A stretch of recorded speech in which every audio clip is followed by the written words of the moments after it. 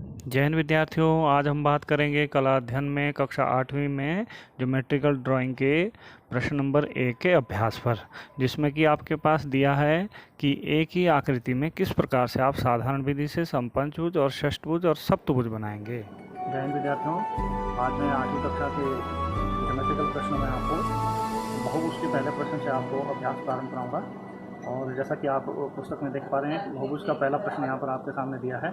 और बहुभुज का पहला प्रश्न आपके पास दिया है कि ए बी रेखा और साधारण रीति से एक ही आकृति में समपंचभुज, सम षटभुज तथा समसप्तभुज बनाओ। तो आप जैसे कि देख रहे होंगे आकृति में यहाँ पर कि ये एक ही आकृति में आपको पंचभुज, षष्ठभुज और सप्तभुज बना के यहाँ पर बताना है। तो समय न गंवाते हुए मैं आपको यहाँ तुरंत इसके ऊपर अभ्यास बताना प्रारंभ करूँगा। आपको इस प्रकार से सबसे पहले जैसे कि आपको बताइए कि हाशिया लगी हुई शीट लेनी है, और हाशिया लगी हुई शीट के ऊपर आपको सबसे पहले यहाँ पर इस तरीके से ये जो पहला प्रश्न आपके पास दिया है, ये एक शीट के ऊपर एक ही प्रश्न आपने बनाना है। और इस तरीके से आपको पहले एक आधार रेखा यहाँ पर लेनी है। आप अपनी मर्जी से जितनी मर्जी ले सकते हैं, ज़्यादा बड़ी नहीं लेनी है, लेकिन क्योंकि प्रश्न फिर बहुत ज़्यादा बड़ा बन जाएगा। आपको ए बी रेखा लेने के बाद आपको ए बी रेखा का यहाँ पर संविभाजन करना है, जैसा कि आप यहाँ पर देख पा रहे हैं इस तरीके से।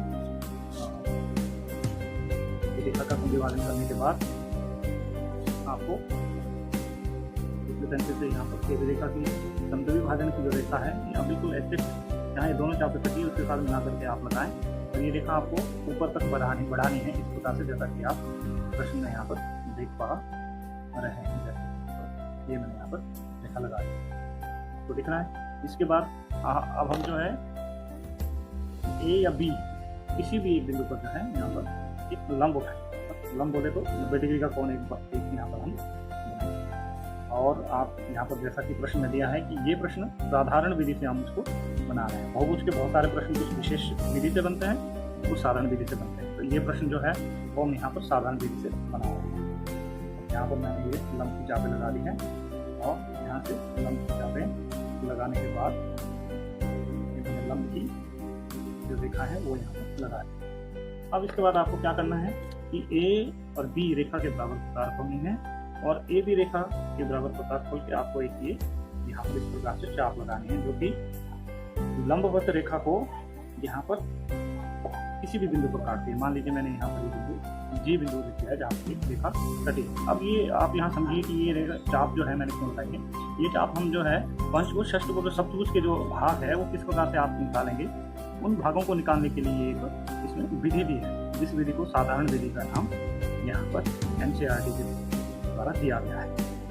अब आप यहाँ पर देखोगे इस प्रकार से मैंने ये एक धनुषाकार चाप यहाँ पर लगाई है।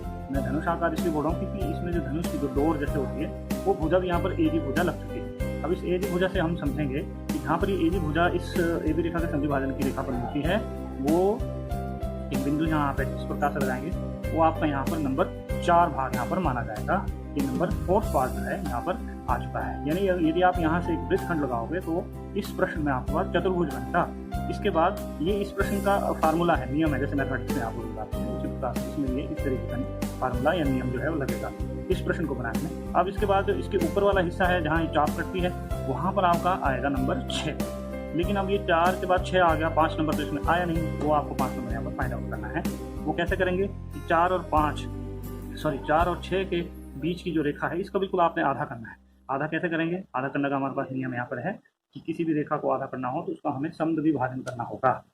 ये आप पहले 4 नंबर पर प्रकार के इस प्रकार से चाप लगाओगे, अब हम 6 नंबर पर प्रकार के इस प्रकार से चाप लगा रहे हैं, जैसा कि आप यहाँ पर देख पा रहे हैं। अब ये चाप लगाने के बाद आपको यहाँ पे इस प्रकार से ये डॉटेड रेखा लगानी है। अब ये डॉटेड रेखा 4 और 6 के बीच की जो रेखा है इसको यहाँ पर मान लीजिए ये 5 नंबर पर यहाँ पर काट रही है, आप देख पा रहे होंगे। अब यहाँ पर बेटे जो 5 नंबर जहाँ पर आया है, यदि आप यहाँ से वृत्तखंड लगाओगे तो आपके पास बनेगा पंचभुज, और यदि आप 6 नंबर से लगाओगे तो आपके पास बनेगा षष्ठभुज। आपको क्या करना है, यहाँ पर डिवाइडर लेना है, और डिवाइडर लेने के बाद आपको इसके जो भाग हमने यहाँ पर काटे हैं, जो डिवाइडर लिया है ये आप बड़ा ध्यान से खोलें क्योंकि थोड़ा टाइट है। इस तरीके से खोल के अब ये 4 और 5 इतना भाग है, इसको आपने इस तरीके से मापना है। उतना ही 4 और 5 होना चाहिए, उतना ही 5 और 6 होना चाहिए, इस तरीके से। ऐसे आप इसको मापेंगे और 4 5 6 से आगे आप यहाँ पर निशान इस तरीके से इसमें लगाओगे। 6 के बाद 7 के बाद 8 के बाद 9 और 9 के बाद आप देखेंगे यहाँ पर 10। इस तरीके से आप यहाँ पर इसमें निशान लगाओगे। ये हो गया 7 8 9 10 इस तरीके 11 12 यानी कि 7 8 9 10 11 12 13 जितनी मर्जी बहुभुज आप यहाँ पर बना सकते हैं। अब आप यदि यहाँ पर देखोगे, यदि आप यहाँ पर अब देखोगे, अब हम यहाँ पर पंचभुज की रचना करेंगे। पंचभुज की रचना के लिए आपने क्या करना है कि पंचभुज की रचना के लिए आप यहाँ पर 5 नंबर पर जहाँ हमारा ये भाग आया है वहाँ पर इस तरीके से हम प्रकार रखेंगे ऐसे, और ए बी भुजा के बराबर यहाँ पर मापेंगे। बिल्कुल आपको यहाँ पर एग्जैक्टली जो है वो चाप लगानी है ताकि आपकी जो भुजाएं हैं वो यहाँ पर बिल्कुल सही सही आते रहें। आप यहाँ पर इस तरीके से ये चाप जो है, डॉटेड चाप जो है वो आप ऐसे बनाओ ताकि आप यहाँ पर देख पा रहे हैं। आप ध्यान से करें ताकि आपकी शीट यहाँ पर फटे नहीं, इस तरीके से। अब जब आप पंचभुज का वृत्तखंड लग गया है, यानी 5 नंबर से आपने जो वृत्तखंड लगाया है, अर्थात यहाँ से आपकी बहुभुज की 5 भुजाएं बनेगी, यानी कि आपका पंचभुज बनेगा। अब आपको ए बी भुजा के बराबर यहाँ पर प्रकार खोलनी है और इसके बराबर प्रकार खोल के आपको यहाँ से इस तरीके से ये भुजाएं नाप करके लगानी है। आपको सही ढंग से एडजस्ट यहाँ पर करना है। थोड़ा सा भी ऊपर नीचे यदि होता है तो उसको आपको यहाँ पर सही ढंग से एडजस्ट करना पड़ेगा। मान लीजिए मैंने यहाँ लगा दिए, यहाँ से आप ये बिल्कुल जो ये कोना आपका यहाँ पर है, इस कोने पर ये चाप जहाँ है आपकी, ये आपको यहाँ के इस तरीके से ये ऐसे यहाँ पर कटनी चाहिए, जैसे कि मैंने यहाँ पर ये काटी है। अब आप देखोगे तो आपने ये बी बिंदु से A B C D E बिंदु आपके पास आएगा, तो बी से सी से डी और ए से डी, सॉरी बी ए से ई और ई से डी तक आप इस प्रकार से ये भुजाएं बनाओगे तो आप यहाँ पर देखोगे कि आपके पास ये पंचभुज बन गया है। उसी प्रकार से आपको षष्ठभुज बनाना है और उसी प्रकार से आपको सप्तभुज बनाना है। अब आपको यहाँ पर इस प्रकार से यहाँ पर प्रकार रखनी है ऐसे, और आपको यहाँ से षष्ठभुज की चाप जो है वो इस प्रकार से लगाएं, जैसा कि आप यहाँ पर देख पा रहे हैं। बड़ा ध्यान से आप ये चापे लगाएं ताकि आपकी जो शीट है यहाँ पर ये यहाँ पर फटनी नहीं चाहिए, क्योंकि शीट बहुत नाजुक होती है। और ये बड़ा ध्यान से आपने यहाँ जो है चापे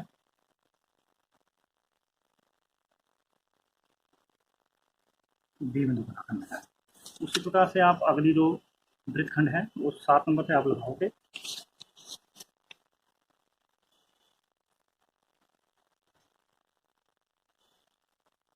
क्योंकि मैंने अभी इधर को शीट पकड़ी है तो मैं इधर से ही पहले ये चाप बना देता हूँ।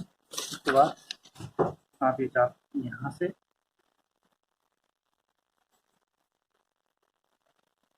इस तरीके से सप्तभुज की जो चाप है आप इस तरीके से लगाओ। अभी मैंने यहाँ पर आप देख पाओगे कि मैंने यहाँ पंचभुज के बाद षष्ठभुज और सप्तभुज की चापे भी इस तरीके से लगाते हैं। बस अब आपको वही ए बी रेखा के बराबर यहाँ पर भुजाएं काटनी है इस तरीके से, और ए बी रेखा के बराबर भुजा काटने के बाद ये भुजाएं आपने इसी के बराबर यहाँ से नीचे इस तरीके से काटनी है, जैसे कि हमने ये भुजाएं यहाँ पर इस तरीके से ली है। इसके बाद यहाँ पर अगली भुजा आप षष्ठभुज की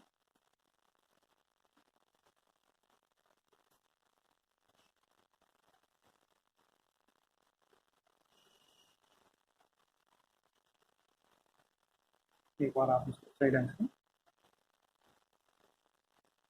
चापें और एडजस्ट यहाँ पर इस तरीके से कर लें ताकि ये घटनी बढ़नी नहीं चाहिए। ये बिल्कुल बराबर आप यहाँ पर आ गए। अब आप इसका नाम रखेंगे, मैंने यहाँ रखा है A B C D E. अब आप यहाँ आ जाइए एफ जी मैंने यहाँ ले लिया है, एच आई जे। जे के बाद अब आप यहाँ पर देखोगे कि ये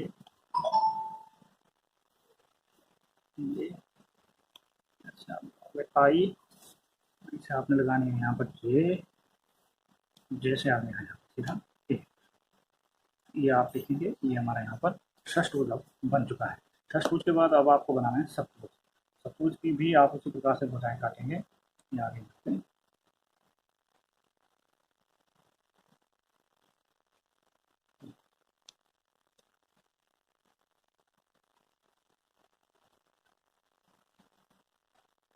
आप यहाँ देख पा रहे होंगे, ये जो संधिभाजन की जो भुजा ऊपर गई है, ये बिल्कुल चाप ही वहाँ पर आकर कटनी चाहिए। अगर ये इसमें थोड़ा सा कई बार आपको इतना आसानी से एडजस्टमेंट होता नहीं है, तो ये आपको प्रकार की नोक से जो है वो क्या होता है कि शीट फट जाती है। वो आपको थोड़ा सा यहाँ पर ध्यान देने की आवश्यकता है। आपको किस तरीके से यहाँ पर शीट यहाँ से, जैसे ये आप यहाँ पे देखें, थोड़ा सा ये इसका शीट यहाँ से फट जाती है और यहाँ से भी, इसलिए आप इसको बड़ा ध्यानपूर्वक यहाँ से ये प्रकार रख के चापे लगाएं, ताकि आपका जो है शीट ना फटे, और शीट ना फटने के बाद जो है आपकी भुजाएं सही ढंग से लग पाएँ यहाँ पर, जैसे कि आप यहाँ पर देख पा रहे हैं।